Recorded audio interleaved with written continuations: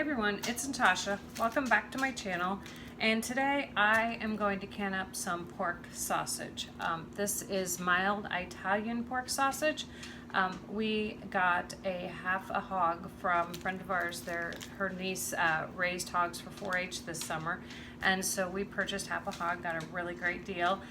And I like to keep canned sausage on hand for easy spaghetti nights, casserole nights, pizza nights. We love to open up a jar, put sausage, mushroom, pepperoni on top of the pizza, and having the sausage already canned up, fried, and ready to go is the perfect way to do that. So I have 8 pounds total of sausage, so I'm going to go ahead and get that going and fry it up, and then we're going to can it up, and then we're going to have it on the shelf for easy meals. So come along as I can some pork sausage.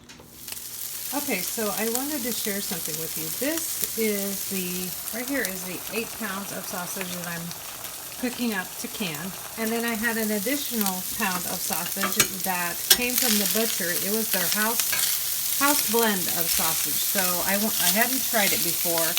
So I wanted to try it before I decided what I was going to use it for. The sausage I'm going to can is Italian sausage, and this is Harvey's blend is what they call it.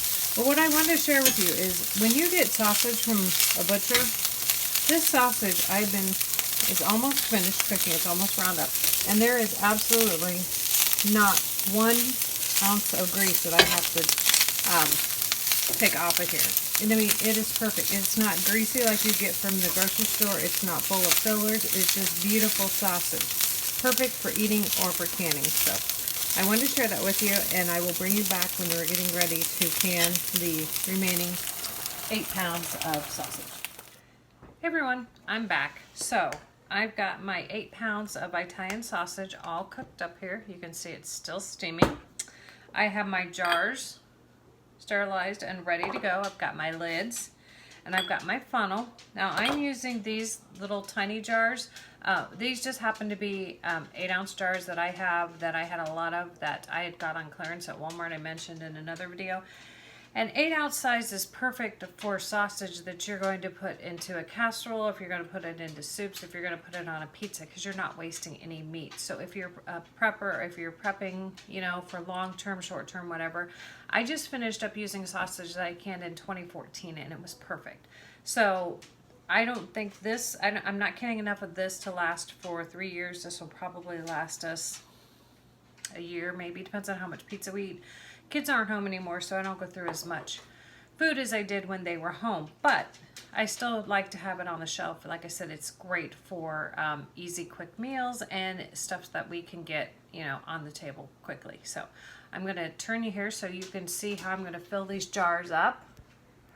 I've got, let's see here. Hold on.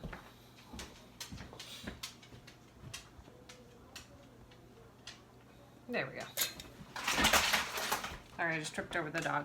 Okay, so there's my sausage, and here's my jars. So all I gotta do, I'm dry canning this, so I'm not adding any water or any broth to it. It makes the perfect texture when you go to get it out of the jars. Now, if it does have some residual fat on it, when I open it up, all I do is I heat it up in the microwave, and then I take it and drain it if I have any. But like I said, this sausage is really lean because it came from the butcher. It did not come from the grocery store. So it is not going to have a whole lot of fat on it. So it's super simple, easy to do. If you haven't canned sausage before, it's just like canning any kind of other ground meat. If you've done ground beef, I do think the texture and the taste of sausage is a little better than the taste and texture of hamburger. If you've done hamburger and you didn't really care for the taste and texture of it, my suggestion is to try some sausage, because when I use the sausage, it holds up really, really well in the canning process. So there's another one. Let's see here. And it's not going to take very long at all. Since these are small, the smaller jars, you can them for the pints time. So it is 75 minutes for pint, an hour and 15 minutes. And for my elevation, that's 10 pounds of pressure. Of course, you're going to want to adjust it to your elevation. So go ahead and get the rest of these in jars, and we will get them in the canner.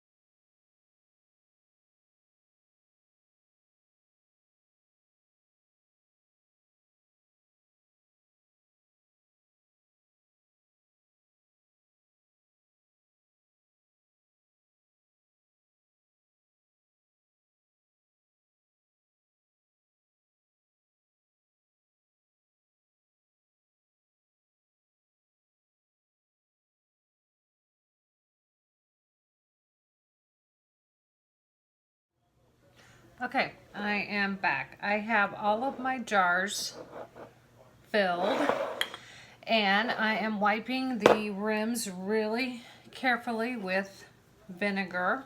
Now, even though this sausage was not very fatty and I was very careful and used a funnel, you still want to be very diligent about wiping your rims, not only to get all of what may be there with grease or fat or meat, but also to check for chips. Even if you're using brand new jars, they can come with chips. I have gotten some ball jars that have come with chips in them. So you don't, after all this work, you definitely don't want to lose a jar of meat because you weren't diligent enough to take a few extra minutes to wipe off the rims.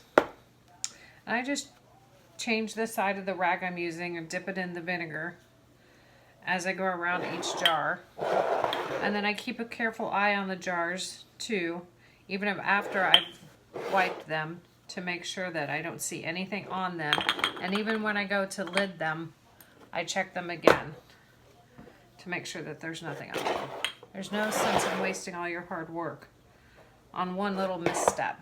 Now, I ended up getting, let me see here, I ended up getting 4, 8, 12, 16, 20.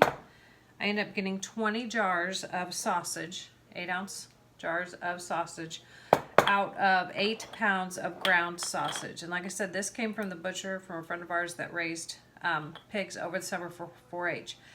The pig's name was Whiskey, and she trained them with marshmallows. A friend of mine asked if the pig tasted like whiskey and marshmallows. No, he doesn't taste like whiskey and marshmallows, but it's fun. I told her we would also get another half a hog from her this year because it's really good meat, really high quality, and very good to use in recipes. So I'm going to go ahead and get the lids on these jars, and we'll get ready and put them in the canner. I'm going to show you a little extra step that I'm doing with the canner this time, since these are short jars.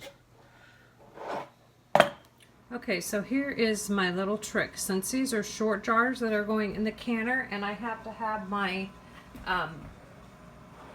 water level at the correct height for my canner, you can see down in there, I not only put my trivet, my canning trivet in there, but I also added a layer of canning rings. And that's just a little trick you can do so that you can add more levels to your canning, because I'll be able to get more levels in this canner because I have extra trivets since I have 2 canners. So I'm going to go ahead and get these loaded in the canner, get the canner up to pressure, and then let them pressure can for 75 minutes, and then I'll bring you back when they come out of the canner so you can see what the finished product looks like. Okay, so the sausage is done. It has come down off of pressure. It is reading below 0, so we can go ahead and undo the clamps on the pressure canner.